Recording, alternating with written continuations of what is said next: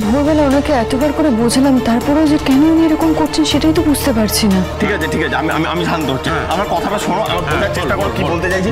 ও আমাকে ফার্স্টে বললো আমার সাথেও যাবে, তারপর এ এখন হঠাৎ করে এসে আমাকে বলছে ও নাকি ওকে বলেছে ও নাকি আমার সাথে যাবে না। ও কেন এরকম বলছে? ও মিথ্যা কথা বলছে। আমার সাথে একবার কথা বলতে হবে, তাহলে ওর সাথে। সর্বনাশ। শুরু চলুন, আমাদের দেরি হয়ে যাচ্ছে। আমি যাবো না, আমি কোথাও যাবো না ওকে ছাড়া। ওকে আগে নিয়ে এসো, আমার ওকে চাই। শোনো মা, দেখো বাবা কেমন করছে। যাই, আমি বাবাকে শান্ত করে আসি। না, তুমি যাবে না, যেও না মা। মা, এবার কি হবে?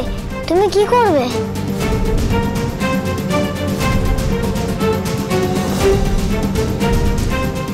যাওয়ার সময় এরকম কিছু একটা হবে সেটা তো বুঝতেই পারিনি। কি হবে মা? দাদাই তো কারোর কথাই শুনছে না। আমাদের কথা ছেড়ে দিলাম, ডক্টর সামনের কথাও শুনতে চাইছে না। ওকে এখন একজনই সামলাতে পারে।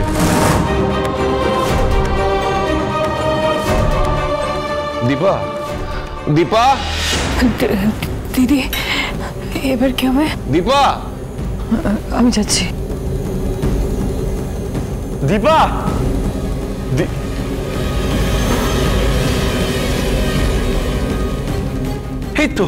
এই তো তুমি এসেছে। কোথায় ছিলে তুমি? তোমাকে খুঁজছিলাম, এত ডাকছিলাম। ওই মেয়েটা কি বলছে? ও কি বলছে গো? তুমি নাকি আমাকে মিথ্যা কথা বলেছো। ওকে নাকি তুমি বলেছো তুমি আমার সাথে যাবে না, আর আমাকে বলেছো তুমি আমার সাথে যাবে। আমার কথাটা একটু শুনুন। না, আমি তোমার কথা পরে শুনবো। আগে ওকে শাসন করো। এই সমস্ত কথা বলছে কেন আমাকে? কেন বলেছে? দীপা, তুমি কি এটা ঠিক করলে?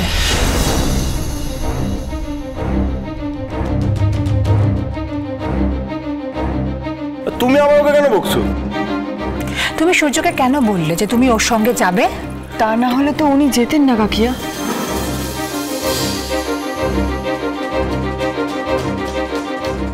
হ্যাঁ, তার মানে তুমি মিথ্যা কথা বলেছো আমাকে।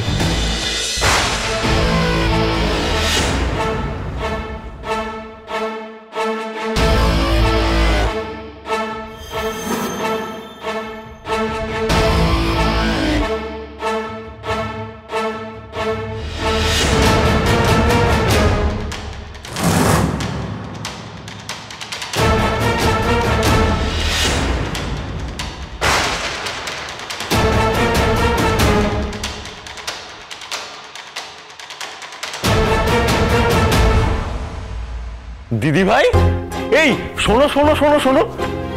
দিদি ভাই, কোথায় গেছিলে তুমি? হ্যাঁ, দেখো আমি পড়াশোনা করব, পড়াশোনা করে ওই অনেকগুলো অঙ্ক সলভ করেছি জানো তো। তারপর আমি ক্লাসে ফার্স্ট হব, আবার ডাক্তার হব, অনেক বড় ডাক্তার হব। হবে তো। অনুরাগীর ছোঁয়া, সোম থেকে রবি রাত 9:30টায় স্টার জলসায়।